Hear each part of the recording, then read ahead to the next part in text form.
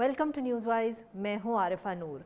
नाजरीन, आज ईद का मौका है और इसी मुनासिबत से हमने भी सोचा कि जो एक हमारी रिवायती मेहमान और रिवायती डिस्कशंस होती हैं, कभी सियासत पर, कभी कोई जो नई डेवलपमेंट है, उससे हटकर आपके लिए एक प्रोग्राम तरतीब दिया जाए। और इसी हवाले से आज हमने फ़ैसला किया कि एक ऐसी शख्सियत का तफसीली इंटरव्यू करें जिनके ज़ात के ना तो सिर्फ कई पहलू हैं, मगर साथ साथ उनकी ज़िंदगी का एक तवील अरसा जो है वो पाकिस्तानी सियासत के अंदर गुज़रा है। उनकी ज़िंदगी की कहानी इन सम ways is the story of politics in Pakistan. तालीम और पेशे के एतबार से वो वकील हैं, सीनियर सियासतदान भी हैं, मुसन्निफ़ भी हैं, शायर भी हैं और बार की सियासत में भी उनका एक किरदार है। ज़िंदगी की शुरू में उन्होंने CSS के इम्तिहान में अव्वल पोजीशन हासिल की, तब भी वो एक ख़बर बनी, मगर ज़्यादा अरसा उन्होंने इस फील्ड में गुजारा नहीं और 70 की दहाई में उन्होंने बाकायदा सियासत का आगाज़ किया। उन्होंने पाकिस्तान पीपल्स पार्टी को ज्वाइन किया। ये जुल्फ़िकार अली भुट्टो के सियासी और अवामी अरूज का वक्त था। 1975 में पंजाब के इंफॉर्मेशन प्लानिंग एंड डेवलपमेंट के वज़ीर बने। 1977 में मार्शल लॉ के दौरान उन्होंने सियासी तहरीक का हिस्सा बनने का फ़ैसला किया और जेल का सामना भी किया। मोहतरमा बेनज़ीर भुट्टो जब वापस आई और 88 के अंदर पाकिस्तान की वो पहली खातून वज़ीर आज़म बनी, तो उस हुकूमत के अंदर उन्होंने बतौर वज़ीर दाखिला काम किया। 90 की जो एक पोलराइज्ड पॉलिटिक्स की दहाई है, उसको उन्होंने बहुत करीब से देखा और उस दौरान वो एक सेनेटर भी बने और वफाकी वजारतें भी उन्होंने हेड की। 2002 के अंदर जो आम इंतखाब थे, सियासी जमातों के लिए स्पेस बहुत कम थी, उसके बावजूद उन्होंने इंतखाब के अंदर कामयाबी हासिल की। मगर उसके बाद 2007 आया और ये उनकी ज़िंदगी के अंदर एक और अहम तरीन मोड़ था और कोई इसको डिनाई नहीं कर सकता। मार्च 2007 के अंदर सदर परवेज़ मुशर्रफ ने उस वक्त के जो चीफ़ जस्टिस इफ्तिखार मोहम्मद चौधरी साहब थे, उनके ख़िलाफ़ सुप्रीम जुडिशल काउंसिल के अंदर रेफरेंस दायर किया और उनको अपने ओहदे से हटा दिया। जो हमारी आज की शख्सियत है जिनको हम आज इंटरव्यू कर रहे हैं, उन्होंने ना सिर्फ ये फ़ैसला किया कि वह इफ्तिखार मोहम्मद चौधरी साहब के वकील बन के सुप्रीम जुडिशल काउंसिल के अंदर पेश होंगे और ये साथ में एक पूरी एक स्ट्रगल चल रही पाकिस्तान की सड़कों के अंदर, उसके अंदर भी उनका एक किरदार रहा। ताहम 3 नवंबर 2007 को परवेज़ मुशर्रफ की तरफ से जब इमरजेंसी इम्पोज़ की गई और सारी अदलिया को जो था वो हाउस अरेस्ट में डाला गया, इसके अंदर भी ये जो तहरीक थी वकला की, ये बहुत एक ताकतवर तहरीक रही और सारी मूवमेंट इसी ने लीड की और उसके अंदर भी इनका एक बहुत पॉजिटिव और बड़ा किरदार रहा था। दिसंबर 2007 के अंदर बेनज़ीर भुट्टो साहिबा की शहादत के बाद 2008 में Pakistan peoples party came to power और इस शख्सियत को नवाज़ लीग ने 2013 में बनने वाली हुकूमत के दौरान अपोजिशन सेनेट लीडर बनने का भी मौका मिला। और 2014 में जो तहरीक इंसाफ का धरना हुआ पार्लियामेंट के सामने, तो इस दौरान इन्होंने जो पार्लियामेंट के अंदर तकरीरें की, उनको आज भी हम कोट करते हैं। पार्टी में उनका अपना ही एक नुक्ता नज़र है और वो बिला झिझक इसका इजहार करते हैं। हमारे आज के मेहमान हैं बैरिस्टर एतजाज़ एहसन साहब, पाकिस्तान पीपल्स पार्टी के सीनियर रहनुमा, साबिक वफाकी वज़ीर और साबिक opposition leader. Welcome to the show Chaudhary Aitzaz Ehsan साहब। सर, थोड़ी सी हमने आपकी जो ज़िंदगी के जो हाइलाइट्स थे उनका ज़िक्र किया, अब ऑब्वियसली इसके अंदर रंग तो इस तस्वीर के अंदर आपने ही भरने हैं। सर, ये बताइएगा कि सिविल सर्विस का इम्तिहान आपने दिया, मगर obviously you opted for politics, ये क्यों उस वक्त आपने इस तरह फ़ैसला किया कि आप इम्तिहान देंगे? आपने टॉप किया, it was news in the country at that moment, but obviously interest तो आपका तब भी सियासत में ही था। आफरा, पहले तो मैं आपका शुक्रिया करूँगा। You have given an introduction. मेरा जो आपने तारुफ कराया है नाजरीन से, वो मेरी हैसियत से ज़्यादा है, पर बहरहाल you are a very kind young woman, तो मैं आपसे तवक्को ये नहीं कह सकता हूँ कि तवक्को नहीं थी आपसे ऐसे नहीं सर, अगर हमने थोड़ा सा भी कोई एग्जैजरेट किया तो आप बता दीजिएगा हमें। आप फिक्र ना करें, हमने बिल्कुल इसमें कोई सिर्फ फैक्ट्स बयान किए। Thank you. یہ 1969 69 70 کی بات ہے، جب میں نے امتحان دیا تھا سول سروس کا. امتحان تو دیا تھا اس خاطر کہ پریشر ساری سوسائٹی کا ہی بس سی ایس پی ہونے کا ہوتا تھا، اور سی ایس پی ہو کے، اور اس وقت یونائٹڈ پاکستان تھا جس میں نے ٹاپ کیا تھا. اکثر لڑکے ایسٹ پاکستان کے ٹاپ کرتے تھے، بنگالی لڑکے بڑے محنتی ہوتے تھے، بڑے ذہین ہوتے تھے. بٹ میرے سے پہلے اعجاز ہمارے دوست تھے، وہ بعد میں چیف سیکریٹری بھی بنے، یہ خیبر پختونخوا کے اعجاز رحیم. انہوں نے میرے سے پہلے ایک ٹاپ کیا تھا اور ایک میں نے، اور بڑے عرصے کے بعد. مجھے ایکچولی میرا موڈ اور میری زندگی کا مقصد نہیں تھا سول سروس. میں ذرا آزاد منش آدمی تھا. پھر ہم لیفٹ کی موومنٹ میں تھے. پھر لیفٹ میں ہماری ایک گروپ تھا، پروفیسرز گروپ، جس کے سربراہ یا جس کے سارے کو آرگنائز کرنے والے، رکھنے والے پروفیسر میاں Ijaz ul Hassan, the famous artist and painter, وہ تھے. ان کی بیگم مسرت تھی. اور میں اس پروفیسرز گروپ میں جب ولایت سے باہر کر کے آیا اور وکالت شروع کی، تو میں ان کے قریب تر، میرا ذہن بھی قریب تر تھا ذرا. ہم مارکسسٹ اور سوشلسٹ تھے. اور پیپلز پارٹی نے بھی مجھے اسی لیے اٹریکٹ کیا. جب تک تو میں امتحان دے رہا تھا اور یہ امکان تھا کہ میں کسی سول سروس میں چلا جاؤں گا، یہ مجھے نہیں تھا پتہ کہ مجھے سی ایس پی یا ٹاپ پوزیشن آئے گی. پر میں چلا جاؤں گا، تب تک تو میں کچھ احتیاط کرتا تھا. پر اندر سے یہ مجھے مزہ نہیں آتا تھا یہ سوچ کے کہ میں سول سروس کروں گا. اور ہمارے دوست، جو دیگر دوست تھے، پروفیسر عزیز الدین تھے، پروفیسر خالد محمود تھے، پروفیسر قزل باش تھے، یہ ہمارے دوست تھے جس میں ہم بنیادی طور پہ ویکلی ایوری ٹیوزڈے ڈسکس کیا کرتے تھے میجر ایشوز کو. اور اس میں مجھے بڑا چے گوارسٹ سمجھا جاتا تھا، اور Che was a icon at that time. تو میرا وہ مزاج نہیں تھا. اور عالم یہ تھا کہ میں جب بہت دن تھوڑے رہ گئے تو میرے ایک ماموں کو، مرحوم کو، یہ اسائنمنٹ دی گئی کہ یہ سول سروس میں نہیں جانا چاہ رہا، تو اس کو کچھ مناؤ آپ. تو وہ ماموں سعید میرے پروفیسر تھے، اوکاڑا کے انگلش کے پروفیسر تھے. وہ آئے اور 5-6 دن ہمارے گھر رہے، اور میں ان کے بہت قریب تھا. تو انہوں نے بہت ساری باتیں کی، بڑا مجھے راغب کرنے کی کوشش کی. میں ان کو کہتا تھا کہ میرے ساتھ ماموں جو شادی کر لے گی وہ مجھے، انہوں نے کہا کہ دیکھو کتنے رشتے آ رہے ہیں تمہارے.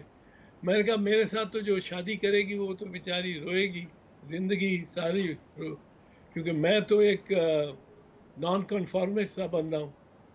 اور پھر پیپلز پارٹی کا ایک چام تھا، وہ میں نے اس کو جوائن کیا after refusing to join the civil service. پر وہ ایک چارم تھا. چودھری صاحب یہ بتائیے گا، اس وقت پاکستان پیپلز پارٹی عروج پر تو تھی، مگر پاکستان پیپلز پارٹی کی سیاست بہت مختلف تھی from what was considered acceptable politics in those days. کیا آپ کو گھر والوں سے یا جیسے آپ نے ماموں کا ذکر کیا، انہوں نے آپ کو کوئی ریزسٹنس تھی یا کوئی اپوزیشن تھی کہ آپ پاکستان پیپلز پارٹی کیوں جوائن کر رہے ہیں؟ نہیں، قطعاً نہیں تھی. although my father historically وہ مسلم لیگر تھے، اور مسلم لیگر بھی پرانے، ان کے والد میرے دادا مسلم لیگر تھے، اور میرے دادا نے 1946 میں قائد اعظم کی کال پہ گجرات میں سب سے پہلے گرفتاری پیش کی، کوٹڈ اریسٹ. جب قائد اعظم نے ڈائریکٹ ایکشن کا تو Chaudhry Bahawal Bakhsh was the first one, and he was probably the oldest prisoner of that movement. 4 دن بعد مائی فادر courted arrest, اور 4 دن بعد my mother courted arrest with me in her arms.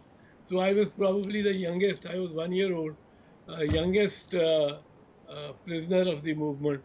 پر وہ والدین نے ویسے کوئی پریشر مجھے اس پہ بھی نہیں ڈالا کہ میں نے سول سروس ضرور ملازمت ہی کرنی ہے. بہت سارے لوگ آ کے، میرے ایک بزرگ تھے چاچا مرزا خان، وہ چکریاں گاؤں ہے ہمارے گاؤں مگوال کے پاس، وہاں سے وہ آ کے اور میرے والد کو کہہ رہے تھے. میں کمرے میں اندر بیٹھا تھا، یہ برآمدے میں بیٹھے ہوئے تھے، تو وہ چاچا مرزا خان کہہ رہے تھے والد صاحب کو کہ آسن بلا اس نو.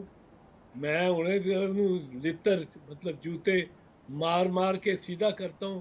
وہ ڈپٹی کمشنر بن رہا ہے اور اس کو موقع مل رہا ہے اور وہ نہیں بنے گا تو ہمارے کام کون کرے گا. اور وہ ان کے اپنی ایک تھی خواہش. تو ایک outer broader family and society کا تو ایک پریشر تھا، but my parents were very enlightened in this way. انہوں نے کہا صاحب ایک بہت کہانی آپ کی والدہ کے بارے میں بھی سنی ہے کہ وہ کہا جاتا تھا کہ انہوں نے کہا تھا کہ جب تک کشمیر آزاد نہیں ہوگا وہ سلک نہیں پہنیں گی.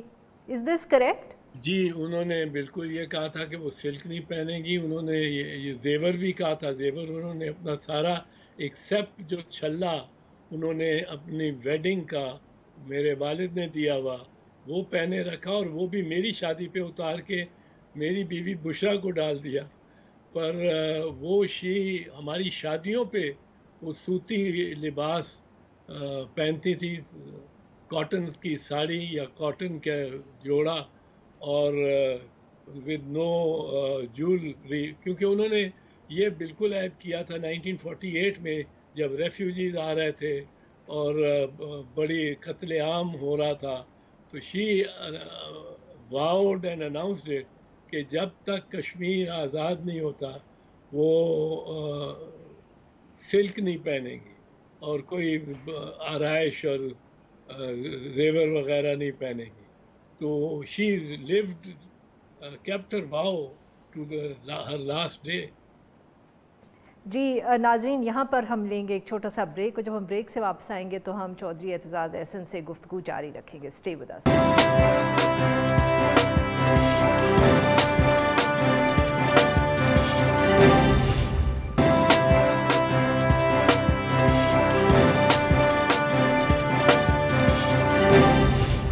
ویلکم بیک ناظرین. ہم گفتگو کریں چودھری اعتزاز احسن صاحب سے، اور ہم بات کر رہے ہیں ان کی زندگی کے بارے میں ان سے.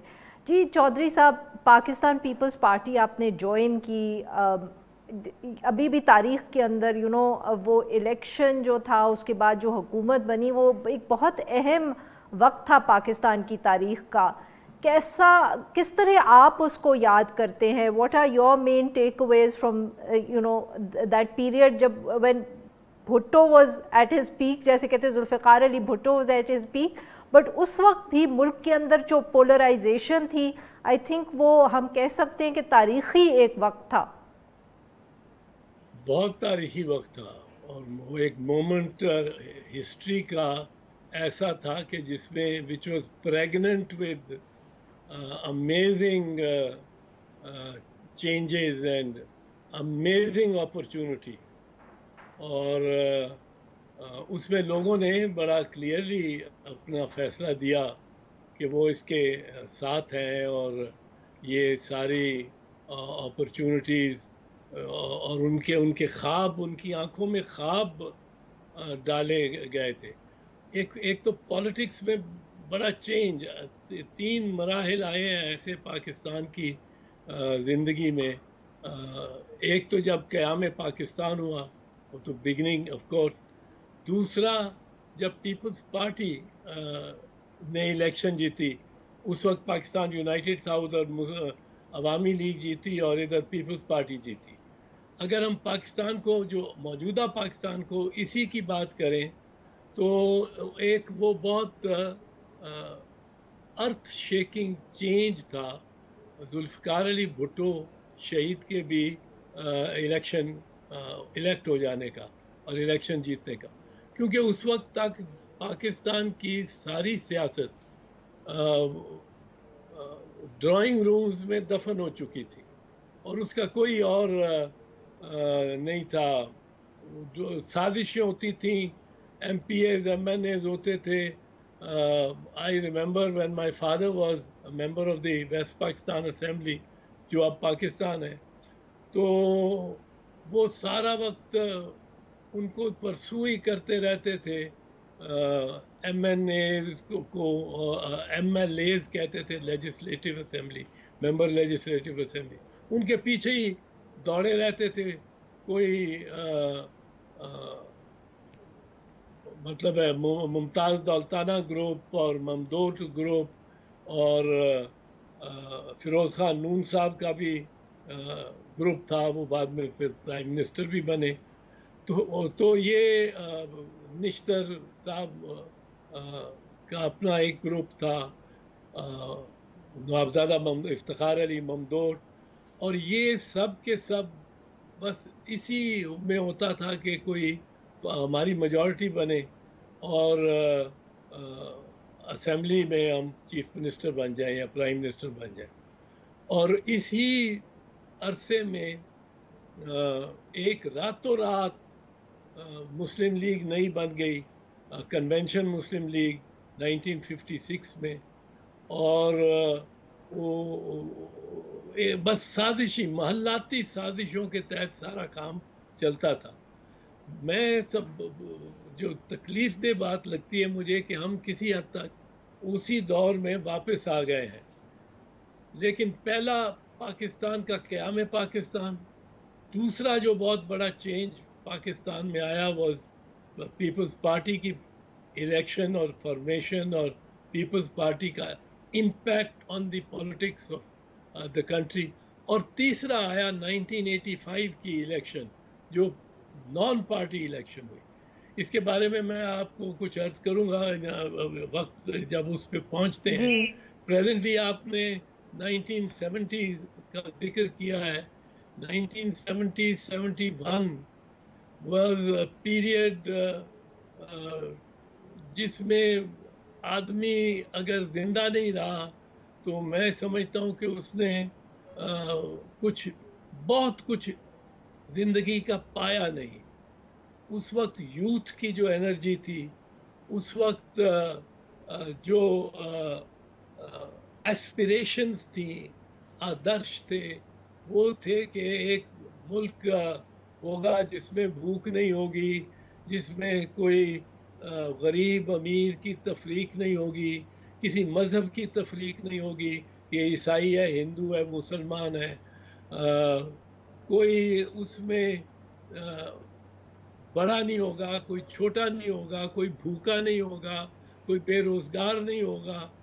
अब आप इतना बड़ा ख्वाब देख के और चल रहे हो और वो बाद में वो शर्मिंदा ताबीर भी पूरी तरह ना हो, बल्कि पूरी तरह क्या वो हो ही ना, और किसी हद तक जो रिएक्शनरी फोर्सेस हैं, वो एक टाइम था जब लगता था कि एक नया सवेरा आने को है।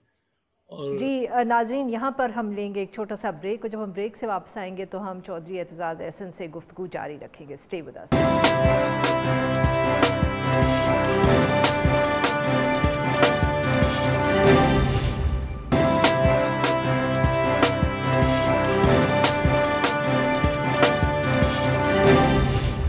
वेलकम बैक नाजरीन, हम गुफ्तगू करें चौधरी एतजाज़ एहसन साहब से और हम बात कर रहे हैं उनकी ज़िंदगी के बारे में उनसे। चौधरी साहब, उस वक्त ये भी तो कहा जाता है कि जुल्फ़िकार अली भुट्टो साहब से भी कुछ गलतियाँ हुई। आई मीन यू नो, जमहूरियत थी, पहले पॉपुलिस्ट लीडर थे, पर ज़्यादतियाँ उनकी तरफ से भी की गईं। अब लोगों को जेल में डाला गया, प्रेस के साथ के ऊपर भी कदगनें लगाई गईं। इन रेट्रोस्पेक्ट आप जब ये सारे फैसले देखते हैं, ऑब्वियसली जो एक तालीम की पॉलिसी थी पाकिस्तान पीपल्स पार्टी की उन दिनों की, उस पर भी बहुत बहस होती है। आपको लगता है कि उस वक्त कुछ फैसले और तरीक़े से किए जा सकते थे, या माहौल ऐसा था कि इनके अलावा कोई ऑप्शंस नहीं थी पीपीपी के पास? दो चीज़ें हैं, ये आपने दोनों बातें दुरुस्त की हैं।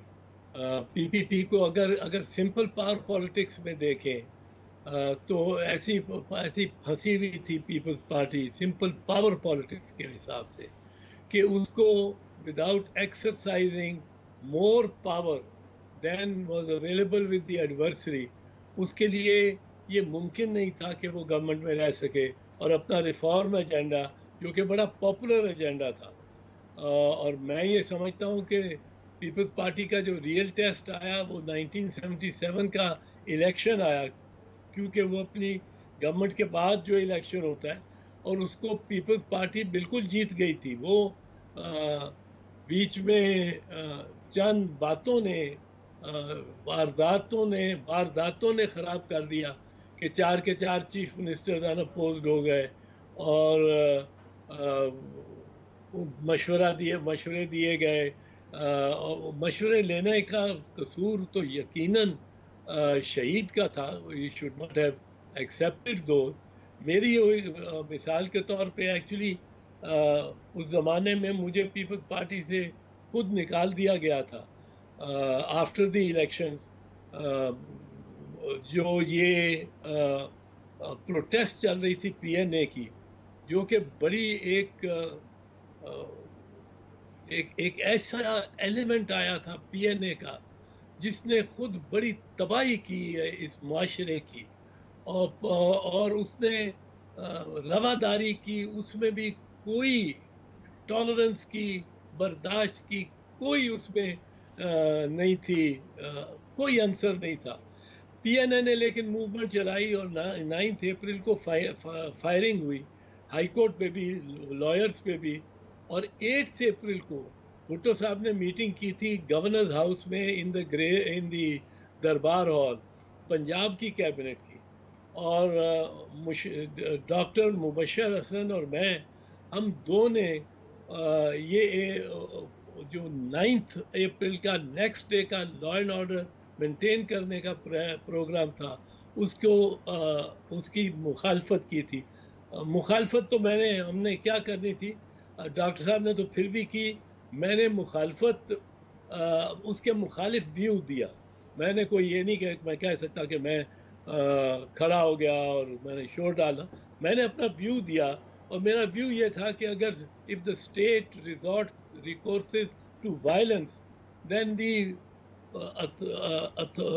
पावर विद ग्रेटेस्ट वायलेंस वो प्रिवेल करेगी।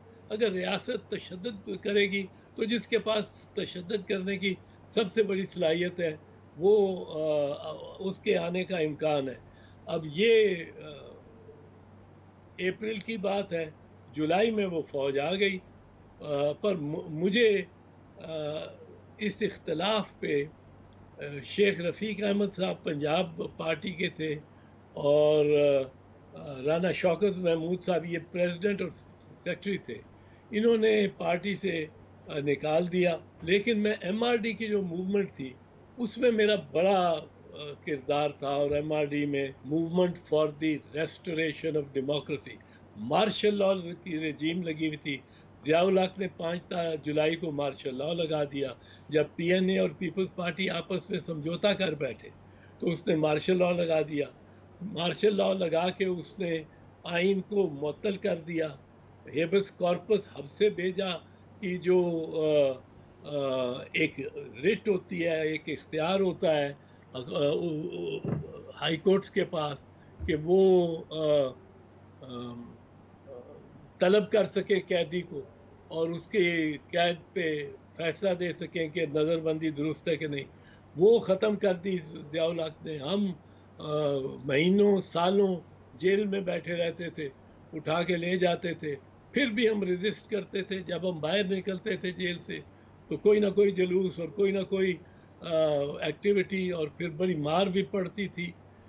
پر وہ ایم آر ڈی کی ایک موومنٹ بڑی اسٹرانگ موومنٹ تھی، جس میں اس کی بنیاد پہ جب بی بی واپس آئی، بی بی شہید واپس جب آئی، تو she asked me to rejoin the party, کیونکہ مجھے تحریک استقلال نے بھی نکال دیا تھا کہ یہ بہت زیادہ وہ اس وقت مارشل لاء سے ایک دفعہ شاہ ایران سمجھوتا کرا رہے تھے، اور نامینیٹ انہوں نے تقریباً کر دیا ہوا تھا ایئر مارشل صاحب کو، who was a wonderful personality. جی سر، اب بے نظیر بھٹو صاحبہ کی واپسی کا ذکر کریں گے تفصیل میں، اور کیونکہ آپ بھی اس دن موجود تھے لاہور میں، but after a short break. ناظرین یہاں پہ لیں گے ہم ایک چھوٹا سا بریک، اور جب ہم بریک سے واپس آئیں گے تو ہم اپنی گفتگو جاری رکھیں گے. اسٹے ود اس.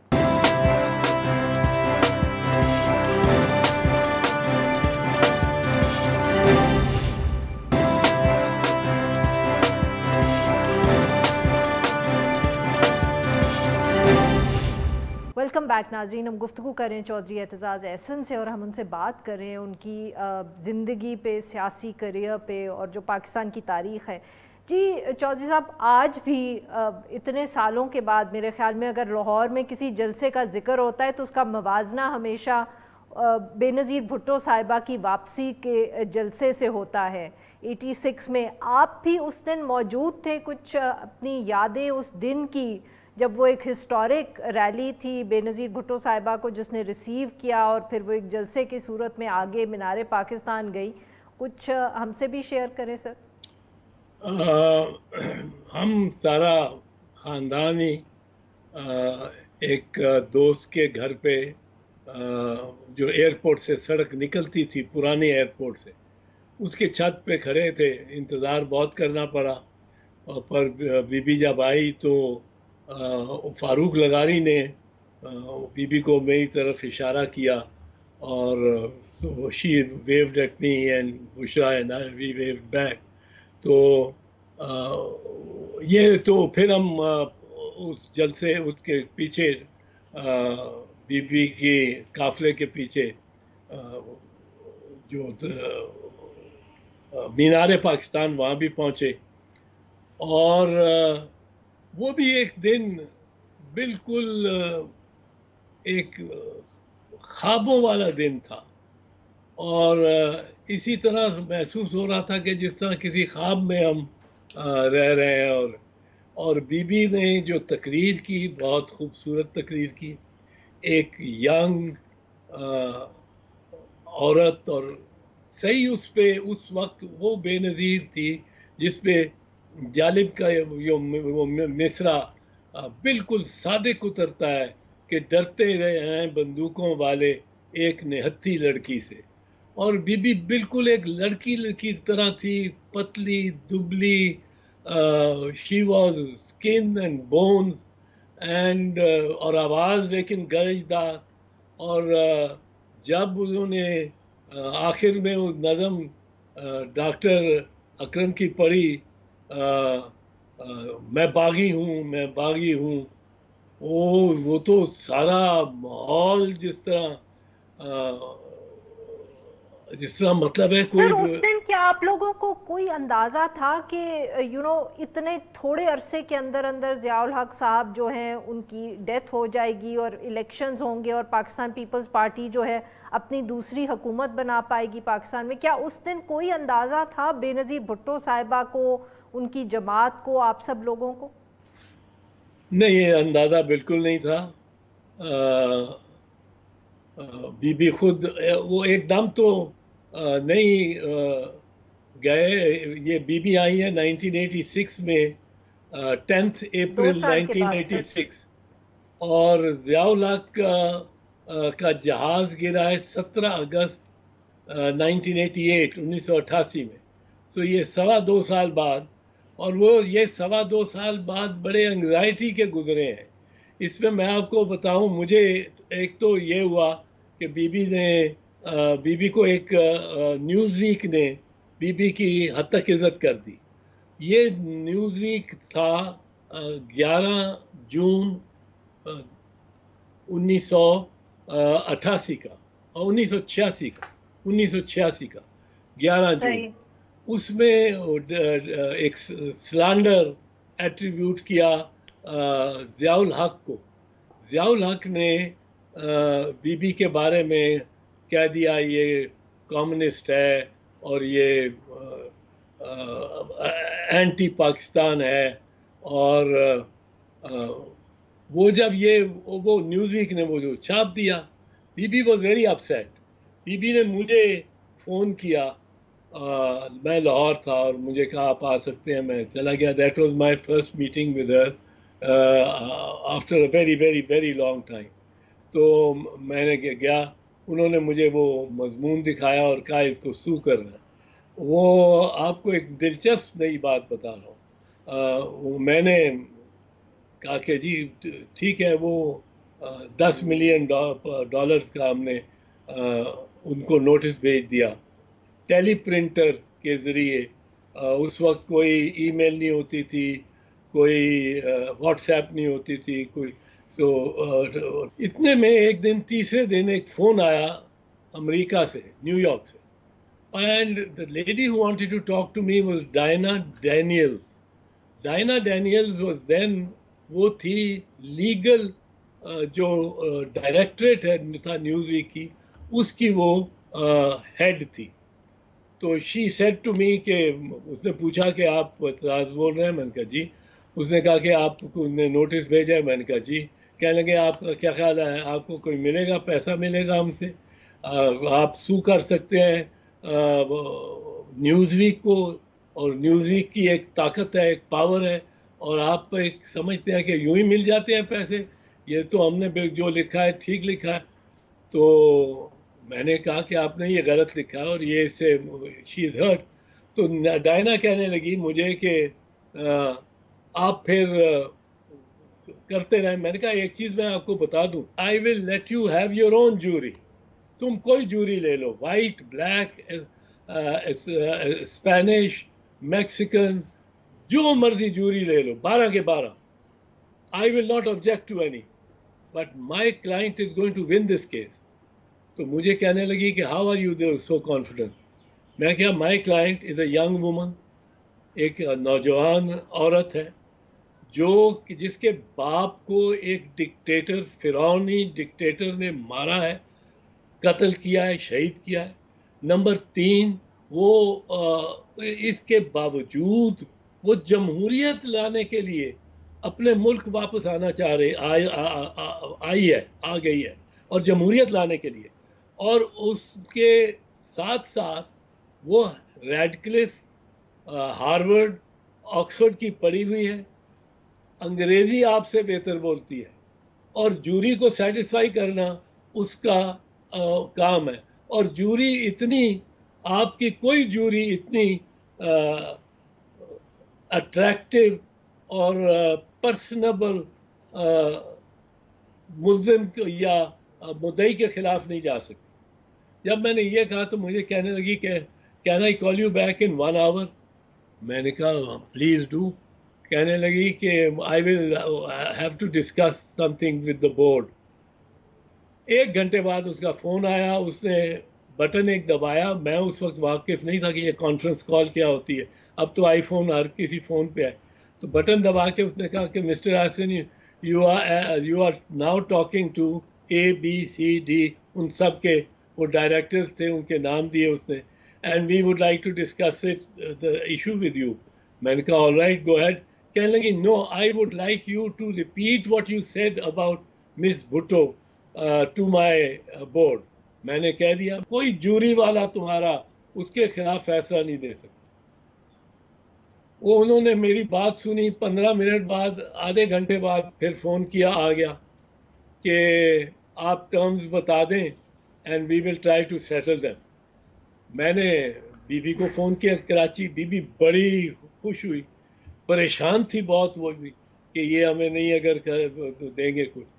तो बीबी ने जो हमने टर्म्स कही, डैमेजेस कितने लिए ये मुझे इसका इल्म नहीं है, इट वॉज बिटवीन हर, पर हमने जो टर्म्स की कि माफ़ी इस तरह मांगी जाए, तस्वीर बीबी की एक बहुत बड़े क्राउड के साथ वो दी जाए, एडिटोरियल पेज पे मेरी तरफ से नोट लिखा जाए, और वो सब चीज़ें उन्होंने मानी। और बिल्कुल सही। चौधरी साहब वक्त ज़रा कम रह गया है जी। नाजरीन, चौधरी एतजाज़ एहसन से गुफ्तगू बहुत लंबी है, हमारे प्रोग्राम का वक्त ख़त्म हो गया है, but we will continue to talk to him. और आप दूसरे दिन जो एपिसोड होगा हमारे शो का, उसमें बकिया गुफ्तगू देख सकेंगे। So hopefully you will watch that to, but आज के लिए बस इतना ही।